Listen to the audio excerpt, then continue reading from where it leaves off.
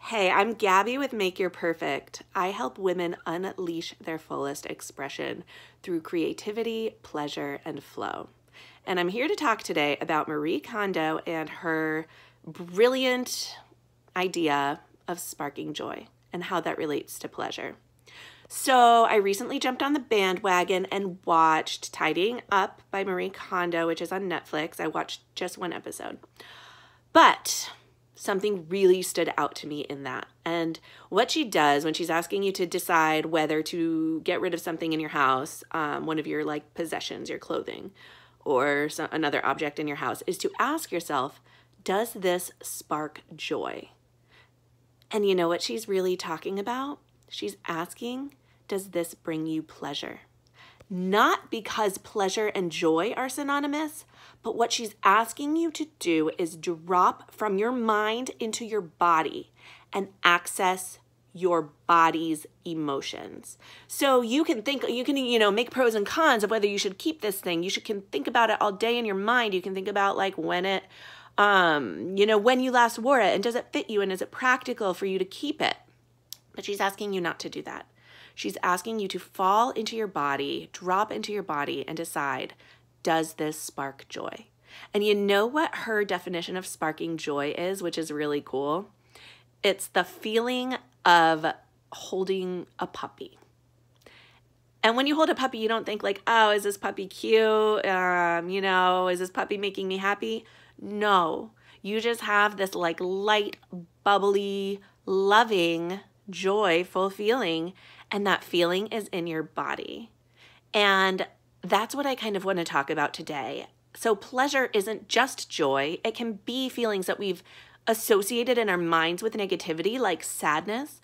But pleasure is the dropping from your mind to your body and accessing those emotions, because your emotions are physical. Your thoughts happen up here and they're energetic and they are in your mind, but they set off a cascade of neurotransmitter signals rushing through your body, and that's your emotions. Your emotions are a bodily feeling. So if you don't feel them in your body, you are not feeling them fully.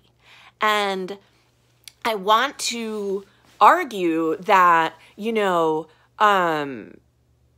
feeling joy isn't the only way to feel pleasure. And so actually thinking about maybe feeling, instead of just casting off the thing that doesn't spark you joy, if it sparks something else that you might be like, la la la, that reminds me of a breakup I had, I am getting rid of it. Well, what if you sit with the feeling that that item brings you, even if that feeling isn't joy? And so allowing that feeling to process in your body is the embodiment and the experience of pleasure. And what happens is when you allow yourself to feel that, whether it's the joy or whether it's, the feelings you got from remembering the breakup. So remembering the breakup is the thought, but the feelings are happening in your body. That allows those feelings to just move right through you and come out. But if you implant those feelings and ignore those feelings and say, I don't want to feel them, you are going to feel them until you allow yourself to feel them. So if you tell yourself you don't want to feel them, you're going to feel them anyway, which is really interesting. And you don't have to try hard to allow yourself to feel them all the time. Sometimes it's really just a shift from your brain to your body that's like, oh, I'm going to let these flow. And shifting from your brain to your body takes you away from going over and over around the thoughts of it. And when you're not going around and around with the thoughts of it, you allow that feeling and that pleasure to process its way right out of you.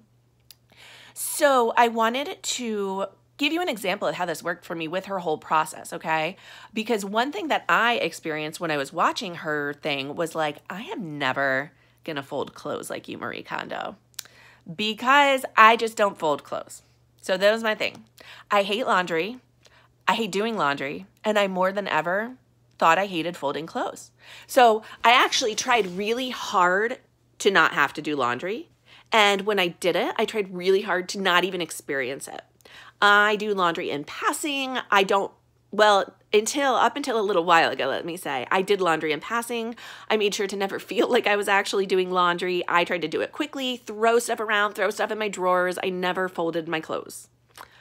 My clothes were really wrinkled and stuff didn't fit in my drawers. But it didn't matter because I was like, well, I'm not experiencing this. I'm not even like allowing myself to experience it. So I'm good. I'm golden. Laundry's not a thing for me.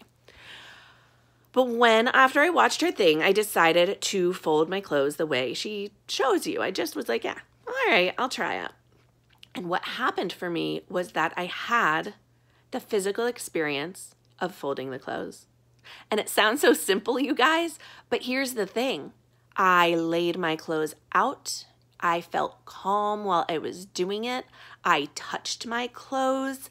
She even has you like smooth out the wrinkles. I felt like I was touching my clothes with kindness instead of like tossing them around and like before I felt like I was like fighting with my laundry. Now I felt like I was touching my clothes with compassion and kindness, and I was experiencing in my body the act of folding.